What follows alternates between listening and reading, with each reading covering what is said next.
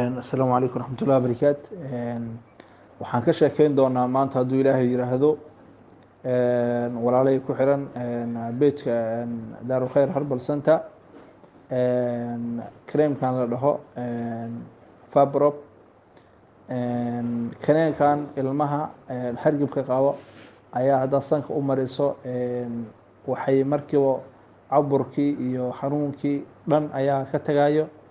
Fabrop waxyaalaha uu leeyahay waxaa ka mid ah inuu khafiifiyo ama yareeyo xanuunka murqaha iyo dhabarka markii aad dhigtid ama aad marisid wax yar oo Fabrop dhabarkaada ama murqaha meesha ku xanuunayso biyo qandacayna mataqaanaa aad ku qabaysto cusbo leh waxaa ood seexato waxaa soo toosaysaa adooba xanuunba dareemayninba wax xanuuna dareemaynin.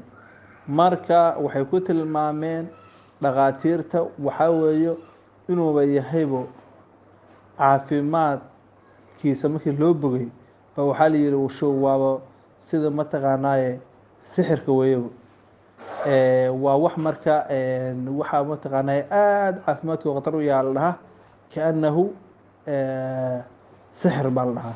marka waa geed aada u fiican. Fabrop 10 sano oo ugu dambeysay fikiska ama kareemka la isticmaalo oo ugu fiican weeyo. Fabrop waxyaalaha aadka ugu fiican yahay waxaa ka mid ah inuu daaweeyo waxyaalaha mataqaanaa xanuunyada jirka oo dhan mataqaanaa goonjafka ilmaha mataqaanaa qandhada saarata oo kale wuxuu leeyahay riix wanaagsan. waxyaalaha laga hagaajiyay waxaa ka mid ah kaafuur geedka la dhaho nacnaac iyo geedo kaloo aada u fara badan iyo saliidda mataqaanaa geedka la dhaho rice geedka la dhaho saliiddiisa. marka waxyaalahaas o dhan baa la isku dhex daray daawo fiicanna way ka soo baxday.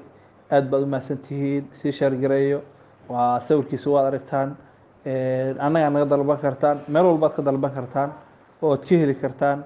Fabrop waa kaniin aada u fiican walaalayga Soomaaliyeed raasada geedkaas waa yeel habeenkii seexan karin baa jiro caruur yaryar oo samboor la rafaasan baa jira ama cabur la rafaasan. aad baad u mahadsantihiin maasha Allah.